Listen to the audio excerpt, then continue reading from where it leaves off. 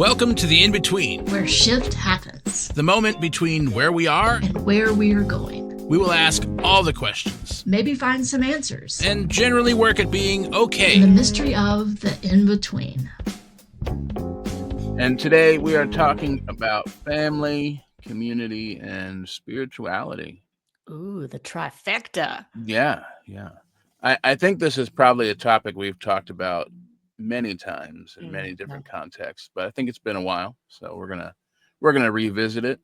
And if this is your first time or you need the reminder, this is the in-between where shift happens. And the way this podcast works is we have roughly agreed upon topics that one of us, we kind of take turns. One of us will come with questions for the other, and we just kind of sit in that in-between place of not knowing. And sometimes it's raw and mildly uncomfortable, just like the real in-between in life. So we're here with you, or you're here with us, I don't know, in the in-between, and we're just kind of seeing how that goes, living the dream. Yeah. Oh God, I'm glad that wasn't what I was gonna say.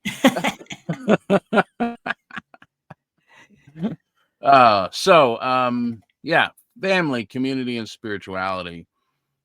When I was thinking about this topic, I just kind of had this reminder, I guess, that in kind of the more modern spirituality, kind of new thought circles, I think there's a tendency to, maybe not intentionally, but to kind of throw out the baby with the bathwater when it comes to religion. Like, oh, we're not religion, we're not religious, this is a whole other thing, we don't do any of that. And a lot of that kind of comes out of like the, I don't know, rebelling against or shedding of more traditional church cultures and things like that. But I have often in the past spent time thinking about like a lot of my extended family, very, very Christian, very much in that, culture of like, we kind of live in this smaller rural town, and the only thing to do is go to church. The place where people gather is church. So like every night of the week, there is an event.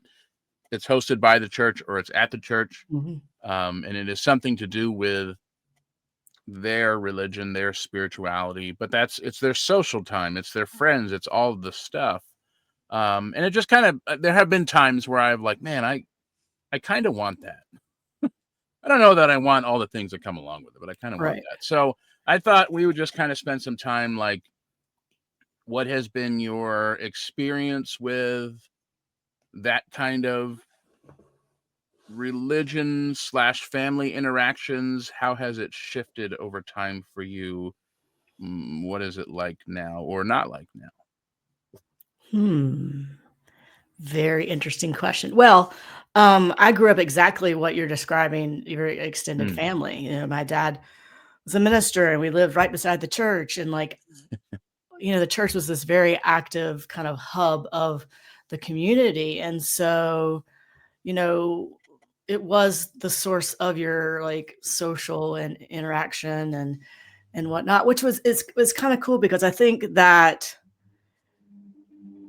it was cool in the fact that you knew that there were people that were going to be there for you, right? No matter what. And it wasn't like, it was just assumed, right? There was never any doubt. And so I think growing up in that particular culture, not necessarily in the religious doctrine, dogma piece of it, but I think that communal feel of it, I think is something that I know, kind of like what you're saying, is like, I miss some of that.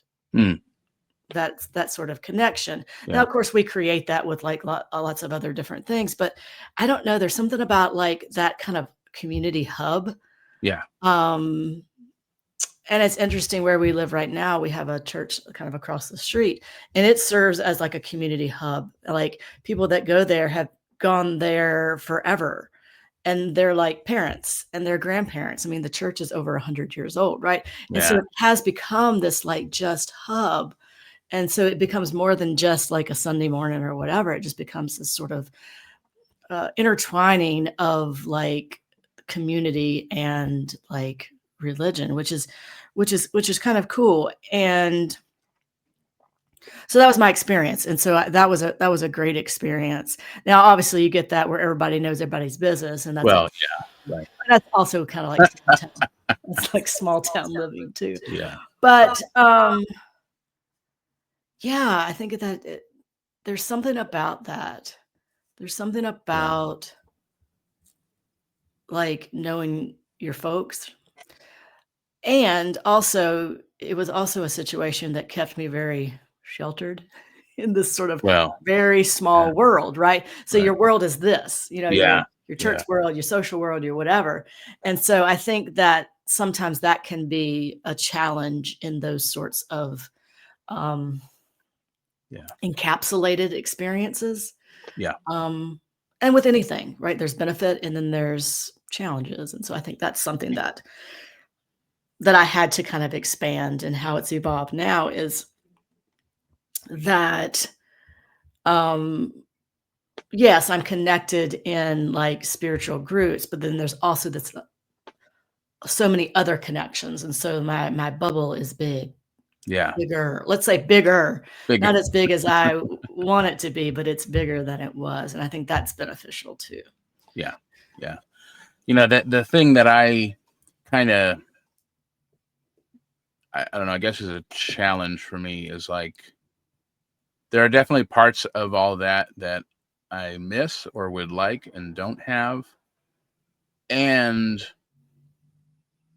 I think having kind of stepped away from that, I mean, I you know, my dad and then my immediate family, we were kind of the black sheep of the larger family, being the, you know, the non-practicing Christians growing up.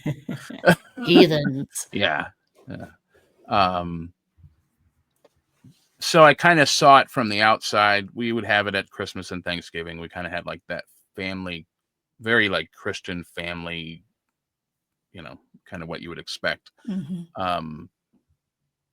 But there was always kind of a little bit of like almost like a jealousy, like, wow, there are parts of that seem really nice. And my training, and I think your training too, in our more current lives has been a whole lot about confidentiality. And I think a lot of what makes possible, and you kind of touch on this a little bit, what makes possible like people being there to care for you when, is that everybody knows what happened when, so that they can be there for you, right? So like, you know, some of the more recent communities that I've been a part of, you know, spiritual centers and things, have had very very adhered to like confidentiality agreements where you don't share stuff. Like if somebody shared with you something personal about their lives, it was it was assumed that it was in confidence, or even expressly stated, I'm sharing this in confidence. And so like the rule kind of was like, even if they shared it with you, you don't bring it up to them again. You know, like if they want to talk about it, they'll bring it up. And I definitely think there's like great value in that practice. And I think it also keeps us from maybe being able to support each other at certain times. Like, oh, somebody's sick and they're in the hospital. Well, that's not my news to share. Yeah, but yes, and they're in the hospital, and so they're probably not able to share the news. And so, I mean, there have definitely been times where I've missed being able to be there for somebody over the last like 10 or 15 years because I just didn't know, because it was not shared, you know. So I think there is like it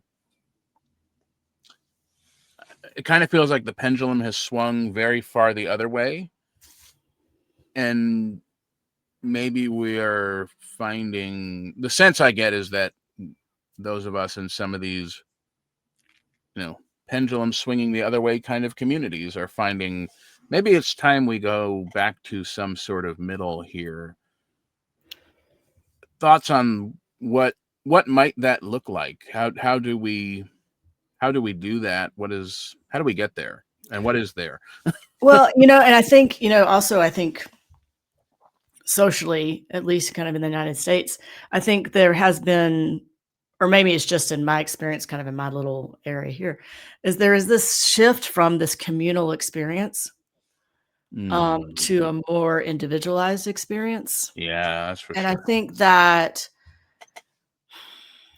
I mean, you could place the blame for that. Not that there's a blame, but you could place like the influence, what influences that shift on lots of different things, right? Sure. But if you look back, I mean, if you even go look back as far as like the early church, right? Yeah.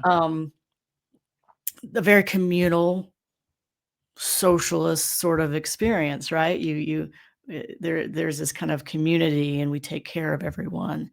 That everyone has everything that they need. And of course, I'm probably idealizing that a little bit, but I do think that we have shifted from, at least here in certain cultures in the United States, from that. Now, there are lots of cultural groups in the United States and around the world who just so have perfected this understanding of a communal experience. And you can just see it in the outpicturing of the society in which they live, their physical, mental, like social well-being. And it's like, so this is not like something that it's like far out there that we don't benefit from communal experiences. It's not some theoretical concept that we were like, right. And when when you think about communal experiences, it's not just, oh, we're all going to buy some land and live on the same land together and blah, blah, blah. It's not like that too, but it is this. Although, no. That'd be fabulous. But is this communal lens, which basically says, are the decisions that I'm making now going to be supportive for generations to come? Are the decisions I'm making now going to be supportive to those people around me, people I may never meet, people I may not know, but what are we doing in that decisions is from the individual to like the societal level, right? Are we creating systems and frameworks that are going to support that? And so I think that we have gotten away from that a little bit here in the United States, maybe a lot of it, depending on your point of view. But we look at societies and countries who really have that, and man, we've got a lot to learn or relearn maybe from that. I don't know if that answers your question. It probably doesn't, and I don't know there is. I do think the answer is going back to that awareness that my decisions don't just affect me. And I think it's making decisions for the now and not for the sustainability of things, I think is also. But that's hard because I want what I want. Well, I mean, it's like quick, right? I want it here, like fast food, fast fashion, like all the things. We want it right now. I mean, we all fall into that. It's not something, I have that issue too. Yeah. And I mean, that concept is certainly something we've talked about for like, I don't know, forever. Yeah. It feels like years at this point, like moving from that me to we kind of mindset. Yeah. And I don't know that I feel like I figured anything out about it. Like I figured out more that I don't know. I think that's what I right. Exactly. Like the more I have thought about it, the more I realize how big of a task that feels like, because it feels like, I don't know if this is necessarily true, but it feels like there's just so much set up against us collectively that keeps us from actually doing that, actually realizing like a communal way of being, I think there are, systems and frameworks in culture that put pressure on us to keep us from doing that. That say like, you need to be able to do this, that, and the other thing all for yourself. And if you can't, you're a failure. I think the way corporate America is set up is very much in line with that. Like, you have to get your work done, and it's very much pointing the finger and blame a lot all over the place. And Our educational systems are set up that way too. yeah. Oh, definitely. I was having a conversation the other day about that, about how, the impossible task of teaching a classroom of 25 or 30 kids, right? Because there are certain standards that everybody has to meet. But you have some kids who you teach a 5-minute, like let's say it's a 45-minute long class. The lesson itself takes maybe 5 or 10 minutes. And there are some kids who understand it right away. The rest of the class is for the kids to get work done. Typically, the rest of the class is getting work done and then re-explaining that same 5 minutes over and over again for the kids who haven't gotten it yet. Right. So there's some kids who pick it up like right away, and then they're sitting there for the rest of the class, often with nothing to do. There's the kind of, the middle of the bell curve, the majority of the kids in the class who probably don't get it right away, ask some questions, it gets retaught. We'll practice it as a class, or we'll do it on the board or whatever. They kind of figure it out as you go. And then there are some kids who maybe it takes the whole period and they still haven't quite figured it out yet. And so what ends up happening is the level of learning in the class gets lowered to meet that lowest common denominator. So unfortunately, you end up teaching to where the level of teaching, the level of learning is to help the kids who haven't figured it out yet, just by the nature of that scenario. And it is very much like you all need, this almost sounds backwards. It's not individualized learning at all, which makes it it has the opposite impact of, right. It's like wild. How did we get here? I don't know. Anyway, who knows? Yeah. Oh, yeah. So I think there are just so many things in the world that feel like they are built to go against a we mentality. So I don't even know that I have figured out how to like move on that idea. Like I have a whole lot of thoughts about what it might look like. I have a lot more thoughts now than I did a couple of years ago about what it might actually look like. I have no idea how to get there.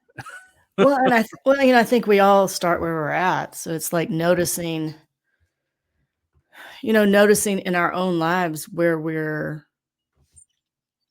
living from that space, right? Of that me space.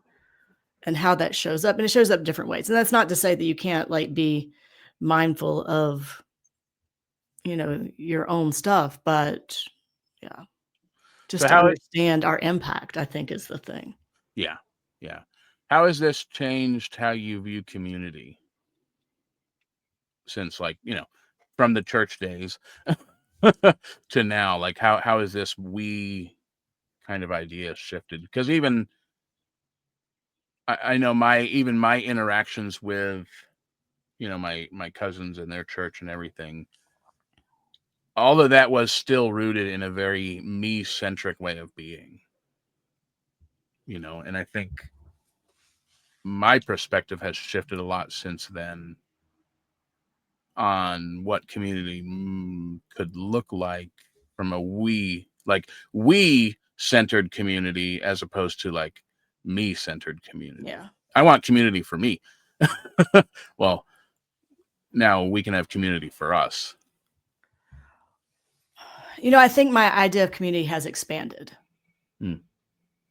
And that it's not just like this really small circle of like-minded folks, right? It is this expanded sort of experience.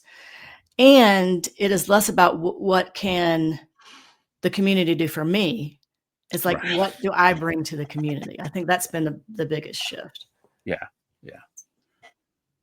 Yeah, I think that's probably true for me too.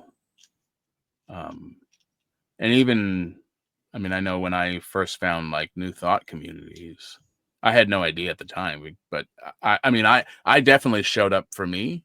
I was very glad that all these other people showed up for me too. Well, if they weren't there, I wouldn't have this place to go to, right? Right. Um, And there's nothing wrong with that. no, Nothing and wrong that's with where starting there. yeah, exactly. That's where I was at, and that's where I think a lot of people are at when they find something like that, and I got out of it whatever I needed to get out of it. I think looking back on it, I maybe wish that there was a clearer pathway to help guide me as a me-centric view. Looking at this through a me-centered lens, how could I have moved earlier into a we-centered lens on community? Yeah. And I don't know that was, maybe that the evolution of community or that community just wasn't there yet. Well, I guess obviously it wasn't because we didn't do it. But like, if I could go back in time and I think that's what I would tell or teach or show or whatever. It's like, oh, we can, yes, people are going to find here the tendency is they're going to have a very me-centered perspective. How as a community can we begin to shift and create a pathway into a we-centered way of being? Because one of the things that ended up happening was it became very consumer-based. That later, years later, I'm in leadership and we're creating things, and we had created a very consumer-based culture where we were creating all of this programming, everything for people to consume, consume concerts, consume classes, consume Sunday service, whatever the thing was. And so we were teaching people to come and take what you need from this experience. And community, the social aspect, I think, happened, but it almost happened by chance. Or it happened because people got people-y, right? But we weren't we weren't building that or encouraging that or whatever. So again, I have some ideas of what that might look like. I don't know how we got there, but the idea has definitely shifted. Well, I think just, putting our minds in that direction, I think helps us. Yeah. And I think it's probably one of those things where we probably won't know until we've all started doing it. And then 10 years later, we're like, oh, yeah, that's super clear and obvious now. Yeah. How we got here. So I guess the other part of this maybe we should talk about is kind of the same thing with family. How has your perspective on family shifted because of, I guess essentially because of your spirituality, but because of your, how has family shifted over the last 20 years, 30 years, whatever, from that community church kind of thing to, whatever spiritual journey we're all on now? Well, I think the same thing, it's expanded, that family is more than just blood, that you can have chosen family. And so I think that's the thing that I've leaned into most is that chosen family, and that it doesn't have to look a certain way. And I think there is a grieving of how you wish it looked. Yeah. I think a lot of us have that. And then leaning into those areas of family and those individuals that make up family that is, beyond a biological relation. Yeah.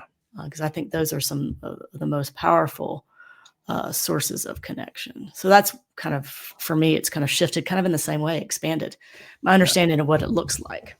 Yeah. I think my take on family was I didn't even know how deeply rooted in Christian culture my take on family was until, I don't know, maybe even the last 10 years, far, far beyond my experience with Christian church. I'm still holding this very Christian rooted take on family. And it's how interesting when family can really be so much. And yet, I was given this box of what it nothing outside of this box is it. This is it. It's just this one tiny thing. And I think too, I mean, I guess what's coming up for me in all of this is like, obviously we only know what we know, and we hopefully continue growing and continue learning and expanding. But I think for a while it has felt like, I don't know, the quote old ways were wrong and the new ways are right. Except, in another 10 or 15 or 20 years, there's going to be other new ways. And I don't want to look back at this and be like, that was wrong. I knew I thought I was smart then, but that was wrong. Well, and I don't know that there's a right or wrong. I think it's just Right. a different, our level of awareness, I think, is the thing. Well, right. Yeah, exactly. Exactly. That it has felt like, the ways of the past were wrong. And these are, these evolved ways are so much more right. But yeah, so I think that's it, that there really is not a right or wrong, and there's really not a this or that way for family or community or spirituality, and that it's like everything else, uncomfortably changing all the time. Yeah, and I think being open to that change will help ease some of that discomfort, believe it or not. I think when we resist the change and evolution and whatnot, I think sometimes that creates more uncomfortableness. And so if we can sit in a little bit and be like, okay, like maybe sit in the not knowing or sit in the kind of between where we are and where we're going. If we can be patient enough, I think that we'll see, oh, this is what happens. It's this kind of natural cycle of evolution. I think that applies for almost anything when we're looking at it. Yeah. Yeah. And I feel like that could be the takeaway from any one of these episodes. Yes. Is like, the more we get okay with the idea of change and recognize that everything is change, the more okay we are with the discomfort, and like it's going to be there at varying levels, whether we want it to or not. Well, I'm glad we talked about this topic. Yay. And realized that we also still don't know. I'm okay with that. I'm okay with not knowing. Yeah. So what a perfect place to leave this episode with. I don't know. Not knowing anything. Yeah. That's my takeaway. I don't know, and that's okay. But then we don't know anything, then we're open to everything. So there's something about that too. Yeah, for sure. So we will continue practicing not knowing anything this week, and excellent. Maybe we'll learn something in the process. Learn something else that we don't know. Cool. Well, thank you all for tuning in to the In Between, where shift happens, and hopefully that was slightly uncomfortable for you. No, but hopefully, that idea of stretching and becoming more and more, I hesitate to say comfortable, but becoming more and more comfortable with the uncomfortable, because that's really where it's at. That's where life is happening. So thank you for being here, and tune in next time to the In Between, where shift happens. Nobody really enjoys being in the in-between. But thanks for being here anyway. We may not have found all the answers, but certainly some. And maybe more importantly, a little shift has happened. And the beauty of it all is that we are not alone in the in-between. So until next time, we hope a lot of shift happens.